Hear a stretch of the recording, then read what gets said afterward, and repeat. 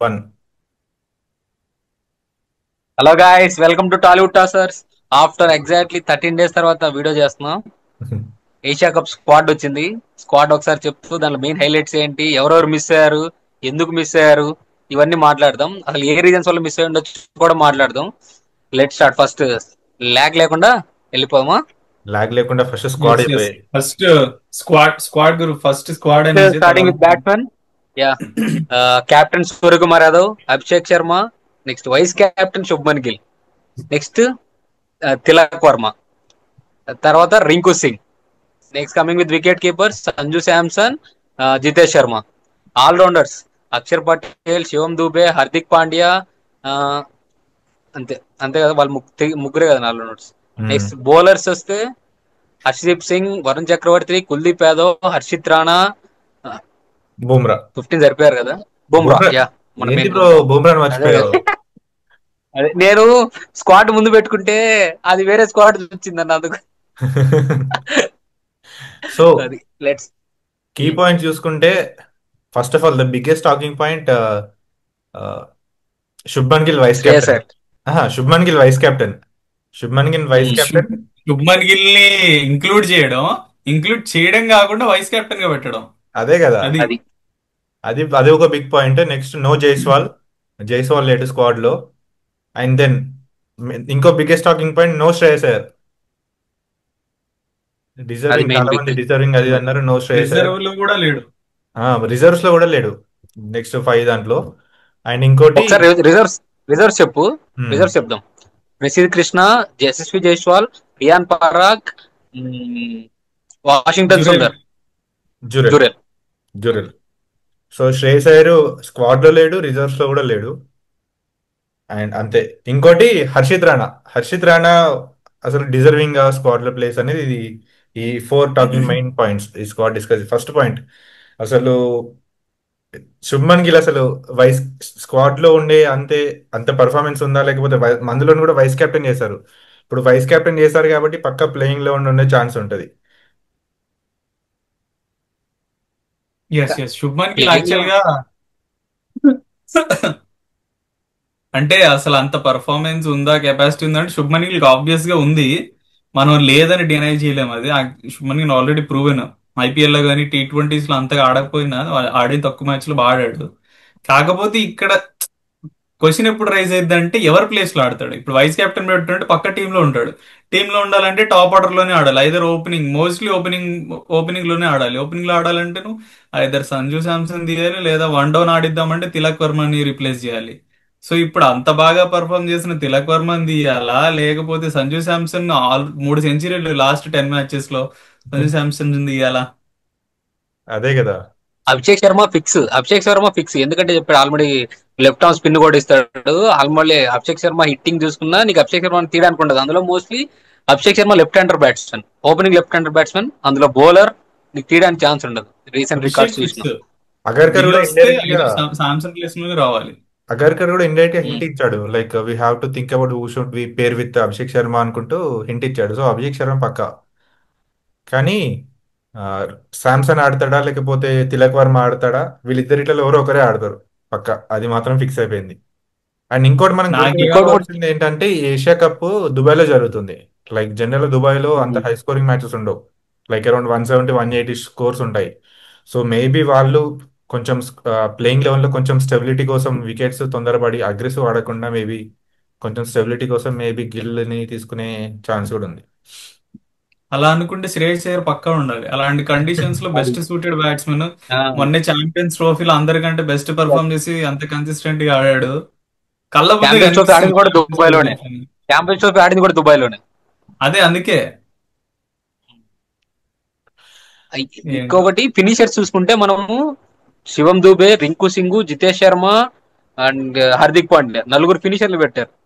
బ్యాట్స్మెన్లు అంటే ఈ నలుగురు ఫినిషర్లు అవసరం లేదు. ఒక బ్యాట్స్మెన్ ఉన్న ఒక ప్రాపర్ బ్యాట్స్మెన్ ఉంటే సరిపోయేది. నలుగురు ఫినిషర్లు అవసరం లేదు యాక్చువల్ గా ఇంకోటి చూసుకున్నప్పుడు. అబ్జర్వ్ చేస్తే, ఈ నలుగురు ఫినిషర్లు స్పిన్ బాగా ఆడతారు. కానీ హై పేస్ లో మాత్రం కొంచెం స్ట్రగుల్ అవుతారు ఈ నలుగురు. సో అది కూడా కొంచెం వీక్నెస్ ఉంది ఇండియాకి. ఈ నలుగురు ఫినిషర్లు ఎవరైతే ఉన్నారో దే ఆర్ కొంచెం అగేన్స్ట్ హై పేస్ బౌలింగ్ లో కొంచెం వీక్ ఉంటారు. కంపారిటివ్లీ హార్దిక్ అండ్ రింకు బాగానే ఆడతారు పేస్. హార్దిక్ దుబే అప్పట్లో స్ట్రైక్ స్ట్రగుల్ బాగా ఆడేవాడు. ఆడు. హార్దిక్ ఒకప్పుడు హై పేస్ బాగా ఆడేవాడు. ఈ మధ్య కొంచెం అగేన్స్ట్ పేస్ కొంచెం తగ్గిపోయింది, నువ్వు అబ్జర్వ్ చేస్తే స్ట్రైక్ రేట్ కానీ యావరేజ్ కానీ. ఐపీఎల్ లో ఓకే, ఐపీఎల్ మిడిల్ ఆర్డర్ వచ్చాడు కాబట్టి అది. ఉమ్. ఉమ్.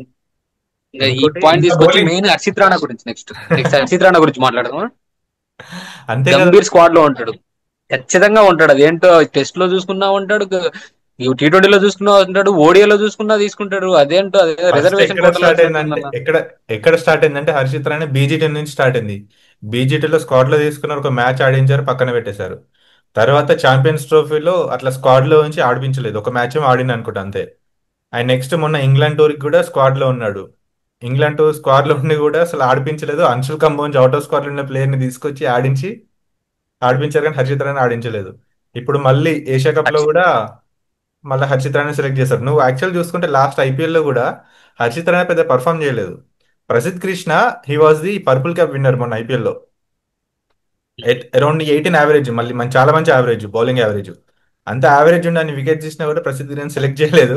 బట్ ఏ థాట్ ప్రాసెస్ తో హర్షిత్ రాణా సెలెక్ట్ చేస్తారేమో. ఇది చాలా డిబేటబుల్ సెలెక్షన్ ఇది. టాపిక్. ఉమ్. హర్ష్ హర్షి నాకేమనిపిస్తుందంటే, నువ్వు చెప్పిన దాని సీక్వెన్స్ బట్టి చూస్తుంటే గంభీర్కి ఏమైనా హర్షిత్ రాణా పక్కకుంటే అదొక ఆ, కొంచెం కంఫర్టబుల్ గా ఫీల్ అవుతాడేమో. ప్రతి చోటికి తీసుకెళ్తున్నాడు, ఆడిచ్చిని ఆడించకపోని. అదే కావాలంటే నార్మల్ గా తీసుకెళ్ళొచ్చు కదా, స్క్వాడ్ లో ఎందుకు పెట్టడం? ఇంకోటి ప్లేయర్ కి కూడా నువ్వు స్క్వాడ్ లో ఉండి మ్యాచ్ ఆడించకపోతే కూడా నీకు అవుట్ ఆఫ్ రిథమ్ వెళ్ళిపోతారు ఎవరైనా ప్లేయర్స్. ఎంత నెట్ ప్రాక్టీస్ చేసినా కూడా మ్యాచ్ ఒకవేళ ప్రాక్టీస్ లేకపోతే కొంచెం అవుట్ ఆఫ్ ఫామ్ వెళ్ళిపోతారు. ఒకవేళ అదే ఒకవేళ రీజన్ అయితే నువ్వు ప్రసిద్ధిని ఎందుకు వదిలేయడం? ప్రసిద్ధిని ఉమ్. పెట్టుకోవచ్చు కదా, అంత బాగా బౌలింగ్ చేసిన ప్రసిద్ధి. నువ్వు చెప్పినట్లు ప్రసిద్ధ్ పాము పర్పుల్ క్యాప్ విన్నర్ చూసుకుంటే, ఒక మిడిల్ ఆర్డర్ లో ఇప్పుడు మనకు బ్యాట్స్మెన్ కావాలనుకున్నా, మిడిల్ ఆర్డర్ లో ఐపీఎల్ లో టాప్ స్కోరర్ చూసుకుంటే టాప్ స్కోరర్ సూర్యకుమార్ యాదవ్ ఉన్నాడు. దాని తర్వాత లిస్ట్ లో చూసుకుంటే ఫోర్త్ ప్లేస్ లో హైయెస్ట్ రన్ స్కోరర్ గా శ్రేయస్ అయ్యర్ ఉన్నాడు, IPL run scorer. But Shreyas Iyer is not. Actual గా శుభన్ గిల్ తీసుకురావడానికి రెండు రీజన్లు. ఒకటి ఏంటంటే, నువ్వు అన్నట్టు సరే, అక్కడ దుబాయ్ కాబట్టి స్టెబిలిటీ ఉండాలి. త్రూ అవుట్ ది ఇన్నింగ్స్ అందరూ హిట్టింగ్, ఫస్ట్ బాల్ నుంచి హిట్టింగ్ చేసే బ్యాట్స్మెన్, కొద్దిగా స్టెబిలిటీ తీసుకురావడానికి అన్నట్టు Shubman Gill.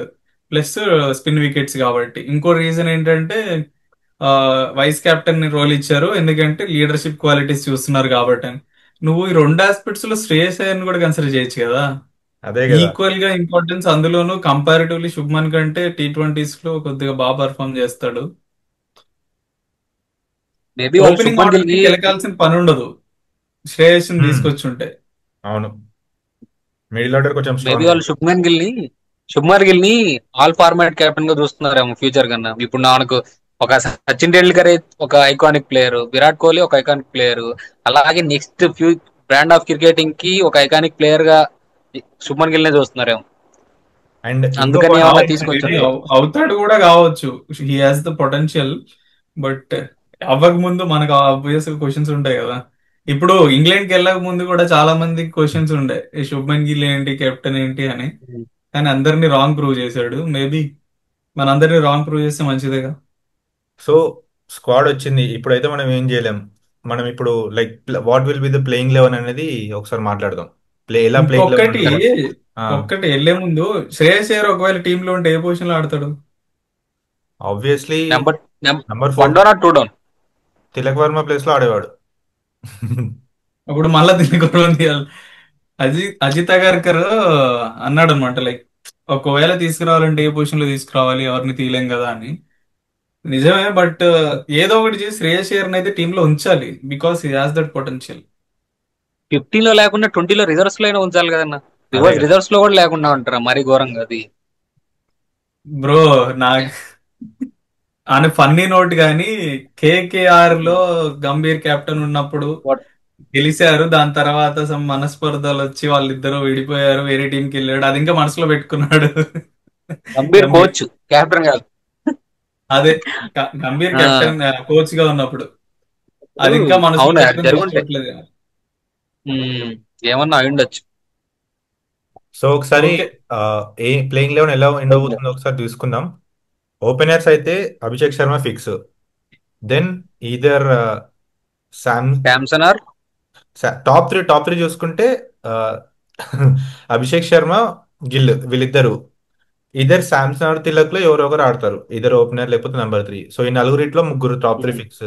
Then captain Suryakumar Yadav number 4. And then Shivam దుబేనా లేకపోతే హార్దిక్ పాండ్యా నంబర్ 5. శివం దుబే. నాకు తెలిసి శివం హార్దిక్ దుబే పాండ్యా ఫిక్స్ ఉంటాడు. అండి. నంబర్ 5 హార్దిక్ పాండ్యా ఉంది. అయితే శివం దుబే ఆర్ రింకు సింగ్ లో వీళ్ళిద్దరిలో ఎవరో ఒకరు ఆడతారు అని అనిపిస్తుంది.